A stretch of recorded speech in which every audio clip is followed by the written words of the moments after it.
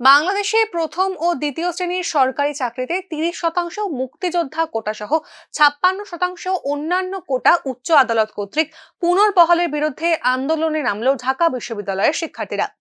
একই সঙ্গে 2018 সালের পরিপত্র পুনর্বহালের দাবি করছে তারা। এবার বিশ্ববিদ্যালয়ের প্রতিটি হল থেকে আলাদা আলাদা মিছিল করে আন্দোলনে জড়ো হচ্ছে শিক্ষার্থীরা। বুধবার দুপুরে বিভিন্ন হলের শিক্ষার্থীরা নিজস্ব হলের ব্যানারে বিশ্ববিদ্যালয়ের সেন্ট্রাল লাইব্রেরির সামনে জড়ো হয়। এবং করবে সব ঠিক আছে।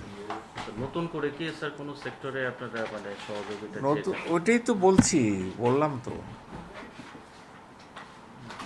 যে আমরা যেরকম এক্সপেক্ট করছি তার চেয়েও বেশি। আমরা খুবই প্লিজড।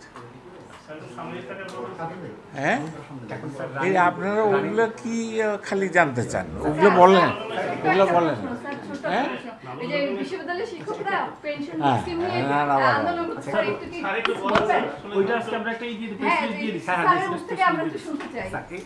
না, স্যারের মুখ থেকে শোনার দরকার নাই তো, প্রেস রিলিজ দেওয়া হয়েছে। বুধবার ঢাকা বিশ্ববিদ্যালয় প্রশাসনিক ভবনের সামনে থেকে শিক্ষক ও কর্মকর্তা কর্মচারীদের টানা কর্মবিরতি ও প্রতিবাদ সমাবেশ থেকে অর্থমন্ত্রীকে পদত্যাগের আহ্বান জানায় শিক্ষার্থীরা। ঢাকা থেকে মনির হোসেনের রিপোর্ট, নিউজ নাও।